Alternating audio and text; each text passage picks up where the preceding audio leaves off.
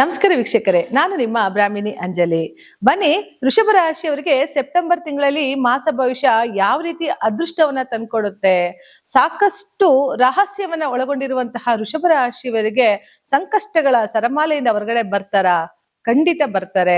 ಹಾಗಿದ್ರೆ ಯಾವ ಗ್ರಹದಿಂದ ಇವರು ಹೊರಗಡೆ ಬರ್ತಾರೆ? ಅಂತಹ ಬಲಾಢ್ಯ ಗ್ರಹ ಈ ಒಂದು ವೃಷಭ ರಾಶಿಯವರಿಗೆ ಯಾವೆಲ್ಲ ಫಲಾನುಫಲಗಳನ್ನು ಕೊಡುತ್ತೆ? ರಹಸ್ಯವನ್ನ ಭೇದಿಸಿ ಹೊರಗಡೆ ಬರುವಂತಹ ವೃಷಭ ರಾಶಿಯವರಿಗೆ ಸಿಕ್ಕಾಪಟ್ಟ ಫಲಗಳನ್ನ ಕೊಡುವಂತಹ ಗ್ರಹಗಳನ್ನ ನೋಡ್ತಾ ಹೋಗೋಣ ಬನ್ನಿ. ನಾನು ನಿಮ್ಮ ಬ್ರಾಹ್ಮಿಣಿ ಅಂಜಲಿ.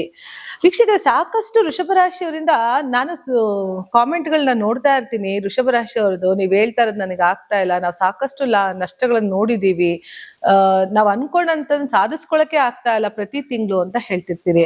ಆದ್ರೆ ಯಾಕೆ ಇದನ್ನ ಅಂತ ಅಂದ್ರೆ, ನಾವು ಗೋಚಾರದಲ್ಲಿ ಹೇಳ್ತಾ ಇರುವಂತಹ ಗ್ರಹಗಳು ನಿಮಗೆ ಖಂಡಿತ 50-60% ರಿಸಲ್ಟ್ ಕೊಡ್ಲೇಬೇಕು. ಆದ್ರೆ ನಿಮ್ಮ ದಶಾಭುಕ್ತಿನ ಮೊದಲು ನೋಡ್ಕೊಳ್ಳಿ. ಸಾಧಾರಣವಾಗಿ ನಿಮ್ಮ ದಶಾಭುಕ್ತಿ ವೀಕ್ ಇದ್ರೆ, ನಿಮ್ಮ ವಾಸ ಮಾಡುವಂತಹ ವಾಸ್ತು ಕೂಡ ವೀಕ್ ಇದ್ರೆ, ಅಂದ್ರೆ ನೀವು ಯಾವ್ದಾರ ಒಂದು ನೆಗೆಟಿವ್ ಎನರ್ಜಿಯ ಒಂದು ಮನೆಯಲ್ಲಿ ವಾಸ ಮಾಡ್ತಾ ಇದ್ರೆ, ವಾಸು ದೋಷಗಳಿದ್ರೆ, ನಿಮ್ಮ ಜಾತಕದಲ್ಲಿ 6, 8, 12 ಮನೆ ದಶಾಭುಕ್ತಿ ಏನಾರ ನಡೀತಿದ್ರೆ, ಆ ಗ್ರಹಗಳು ಬಲಾಢ್ಯವಾಗಿ ನಿಮಗೆ ವರ್ಕ್ ಮಾಡ್ತಾ ಇರೋದ್ರಿಂದ ಪ್ರತಿ ಸರಿನೂ ಕೂಡ ನಿಮ್ಮ ಜಾತಕವನ್ನ ಪರಿಶೀಲನೆ ಮಾಡ್ಕೊಳ್ಳಿ. ಜಾತಕದ ವಿಚಾರ ಅಂತ ಬಂದಾಗ ನೋಡಿ, ಜ್ಯೋತಿಷಿ ಅನ್ನೋದು ಸುಳ್ಳಿರ್ಬೋದೇ ಹೊರತು ಜ್ಯೋತಿಷ ಸುಳ್ಳಾಗೋಕ್ ಸಾಧ್ಯನೇ ಇಲ್ಲ. ಜಾತಕವನ್ನ ಒಮ್ಮೆ ಪರಿಶೀಲನೆ ಮಾಡ್ಕೊಂಡ್ರೆ ನಮ್ಮ ದೇಹದಲ್ಲಿ ಆಗ್ತಿರುವ ಕೆಲವು ಬದಲಾವಣೆಗಳಿರ್ಬೋದು, ಅಥವಾ ನಮ್ಮ ಮನೆಯಲ್ಲಿ ಆಗ್ತಿರೋ ಸಮಸ್ಯೆಗಳಿರ್ಬೋದು, ಯಾಕೆ ನಾವು ಇಷ್ಟೊಂದು ಸಾಲಗಳು ಮಾಡ್ಕೊಳ್ತಾ ಇದೀವಿ, ನಂಗೆ ಸಮಸ್ಯೆ ಯಾವ ಗ್ರಹಗಳಿಂದ ಬರ್ತಿದೆ ಅಂತ ತಿಳ್ಕೊಳ್ಳೋದಕ್ಕೆ ಸಾಕಷ್ಟು ಉಪಯೋಗಕಾರಿಯಾಗುತ್ತೆ ಈ ನಮ್ಮ ಒಂದು ಜಾತಕದ ಪರಿಶೀಲನೆ. ಹೀಗಾಗಿ ವೃಷಭ ರಾಶಿಯವರಿಗೆ ಸಾಕಷ್ಟು ನೋವುಗಳು ಯಾಕೆ ನೋಡ್ತಾ ಇದ್ರು ಅಂದ್ರೆ ಶನಿ ತನ್ನ ದೃಷ್ಟಿಯ ಮನೆ ಅಂದ್ರೆ ವೃಷಭ ರಾಶಿಗೆ ತನ್ನ ದೃಷ್ಟಿ ಬೀರ್ತಾ ಇರೋದ್ರಿಂದ ಸಾಕಷ್ಟು ಬಳಲಿಕೆ ಉಂಟಾಗಿತ್ತು ವೃಷಭ ರಾಶಿಯವರಿಗೆ. ಸಾಕಪ್ಪ ಅನ್ನೋಷ್ಟು ಮಟ್ಟಿಗೆ ಜೀವನ ಬೇಸರ ಆಗ್ತಾ ಇದೆ. ವೃಷಭ ರಾಶಿಯವರು ಮೊದಲೇ ಶುಕ್ರ ವೀನಸ್ ಅಧಿಪತಿ, ಸಾಕ್ಷಾತ್ ಮಹಾಲಕ್ಷ್ಮಿ ಅಧಿಪತಿಯಾದಂತಹ ವೃಷಭ ರಾಶಿಯವರಿಗೆ ಯಾಕೆ ಸಾಲದ ಸಮಸ್ಯೆ ಬರ್ತಾ ಇದೆ, ನಾನು ಯಾಕೆ ಇನ್ನೊಬ್ರ ಹತ್ರ ಕೈ ಚಾಚುತ್ತಾ ಇದ್ದೀನಿ, ಎಲ್ಲೋ ಒಂದು ಕಡೆ ಒಂದು ಸರಿನೂ ಸಾಲ ಬೇಡ ಅನ್ಕೊಂಡಂತಹ ವ್ಯಕ್ತಿಗಳು ಕೂಡ ಎಗೇನ್ ಸಾಲ ತಗೊಳ್ಬೇಕು ಅನ್ನೋಂತಹ ಅವಕಾಶಗಳು ದೇವ್ರೇನಿ ಕೊಡ್ತಾ ಇದ್ದಾನೆ ಅನ್ನೋದನ್ನ ನಾವು ನೋಡ್ಬೇಕಾಗತ್ತೆ. ಆದ್ರೆ ಈ ಚಿಂತೆ ವೃಷಭ ರಾಶಿಯವರಿಗೆ ಬೇಡ.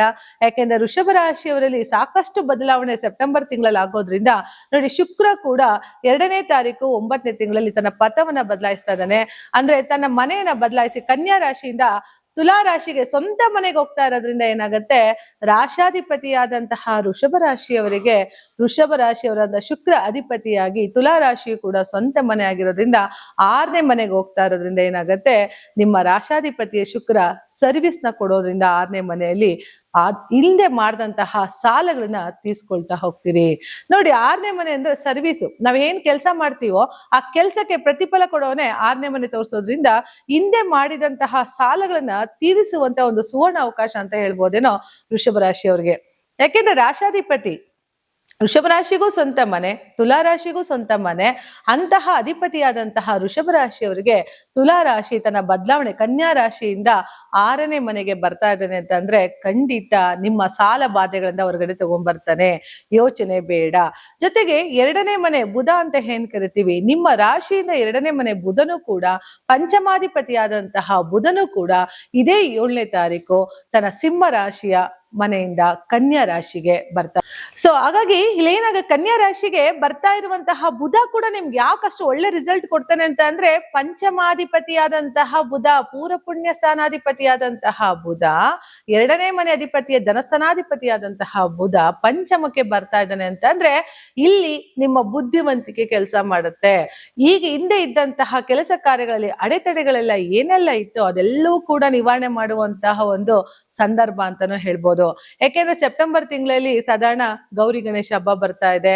ಈ ಗೌರಿ ಗಣೇಶ ಹಬ್ಬ ನಿಮ್ಗೆ ಯಾವ ಶುಭ ಫಲ ತರ್ತಾ ಇದೆ ಅಂತಂದ್ರೆ, ನಿಮ್ಮ ಕಷ್ಟ ಕಾರ್ಪಣ್ಯಗಳನ್ನ ಕಳೆದು ಅಂದ್ರೆ ನಿಮ್ಮಲ್ಲಿರುವಂತಹ ನೋವುಗಳನ್ನ ಕಡಿಮೆ ಮಾಡಿ ಸುಖ ಸಂತೋಷ ನಲಿವುಗಳನ್ನ ಹುಡಿಕೊಂಡ್ ಬರ್ತಿದೆ ಅಂತ ಹೇಳ್ಬೋದು ವೃಷಭ ರಾಶಿಯವರಿಗೆ. ಖಂಡಿತ ಖುಷಿಯಾಗಿರಿ. ನೋಡಿ, ಯಾವುದೇ ಸಮಸ್ಯೆಗಳು ದೀರ್ಘವಾಗಿ ಯಾವುದೂ ಉಳಿಯೋದಿಲ್ಲ. ಸಮಸ್ಯೆಗಳಿಗೆ ಪರಿಹಾರ ಇದ್ದೇ ಇರುತ್ತೆ. ಕತ್ತಲಾದ್ಮೇಲೆ ಬೆಳಕು ಹೆಂಗ್ ಬರುತ್ತೋ ಹಾಗೆ ಸಮಸ್ಯೆಗೆ ಒಂದು ಪರಿಹಾರ ದೇವ್ರು ಕೊಟ್ಟಿರ್ತಾನೆ. ಅದು ಕಳಿಯೋವರೆಗೂ ನಮಗೆ ಶಾಂತಿ ಮತ್ತೆ ತಾಳ್ಮೆ ಬೇಕಾಗತ್ತೆ ಅನ್ನೋದನ್ನ ಹೇಳ್ಬಲ್ಲೆ. ಇಲ್ಲಿ ವೃಷಭ ರಾಶಿಯವರಿಗೆ ಸಾಕಷ್ಟು ತಾಳ್ಮೆ ಇದೆ, ಕಾದು ಸಾಕಾಗಿದೆ. ಯಾಕಂದ್ರೆ ಬಚಕ್ರದಲ್ಲಿ ಸ್ಥಿರ ರಾಶಿಯಾದಂತಹ ಒಂದು ವೃಷಭ ರಾಶಿಯವರಿಗೆ ತಾಳ್ಮೆ ಸಹನೆ ಕೆಟ್ಟಿದೆ. ಸಾಕಪ್ಪ ಇನ್ನೆಷ್ಟು ದಿವಸ ಕಾಯೋದು, ನಾನು ಯಾರಿಗೂ ಅನ್ಯಾಯ ಮಾಡ್ಲಿಲ್ಲ, ನಾನು ಯಾರಿಗೂ ಮೋಸ ಮಾಡ್ಲಿಲ್ಲ, ಆದ್ರೂ ಯಾಕೋ ದೇವ್ರು ನನಗೆ ಅನ್ಯಾಯ ಮಾಡ್ತಾನೆ ಅಂತ ಹೇಳಿ ನಾವು ದೇವ್ರನ್ನ ಬೈಕೊಳ್ತೀವಿ. ಖಂಡಿತ ಇಲ್ಲ. ಹಿಂದೆ ಜನ್ಮದಲ್ಲಿ ನಾವು ಮಾಡಿದಂತಹ ಪಾಪ ಪುಣ್ಯಗಳ ಕರ್ಮಗಳ ಆಧಾರದ ಮೇಲೆ ಈ ಮನುಷ್ಯ ಜನ್ಮ ನಿಂತಿರೋದ್ರಿಂದ ನಾವೆಲ್ಲವೂ ಕೂಡ ಇಲ್ಲೇ ಲೆಕ್ಕಾಚಾರ ಮಾಡ್ಬೇಕಾಗತ್ತೆ. ಹಾಗಾಗಿ ನಿಮ್ಮ ಜಾತಕದ ಒಂದು ಸರಿ ಪರಿಶೀಲನೆ ಮಾಡ್ಕೊಳ್ಳೋದ್ರಿಂದ ಕೂಡ ಆ ದಶಾಭುಕ್ತಿ ಏನಿದೆ ನೋಡ್ತಾ ಹೋಗೋಣ. ಅದ್ರ ಜೊತೆಗೆ ಇಲ್ಲಿ ಸೆಪ್ಟೆಂಬರ್ ತಿಂಗಳಲ್ಲಿ ವೃಷಭ ರಾಶಿಯವರಿಗೆ ಸಾಕಷ್ಟು ಶುಭ ಫಲಗಳನ್ನ ಕೊಡೋದ್ರಿಂದ, ಯಾವುದು ಶುಕ್ರ ಮತ್ತೆ ಬುಧನ ಗ್ರಹಗಳಿಂದ 2 ಗ್ರಹಗಳು ಬಲಾಢ್ಯವಾಗಿ ವರ್ಕ್ ಮಾಡೋದ್ರಿಂದ ಏನಾಗುತ್ತೆ, ಇಲ್ಲಿ ಸಾಕಷ್ಟು ಶುಭ ಫಲಗಳನ್ನೇ ನೋಡ್ತಾ ಹೋಗ್ತಾರೆ. ವೃಷಭ ರಾಶಿಯವರಿಗೆ ಸಕಲ ಅಷ್ಟೈಶ್ವರ್ಯಗಳನ್ನು ಕೊಟ್ಟು ಕಾಪಾಡ್ಲಿ ಅಂತ ಹೇಳ್ತಾ ನನ್ನ ಮಾತನ್ನ ಮುಗಿಸ್ತಾ ಇದ್ದೀನಿ. ಧನ್ಯವಾದಗಳು.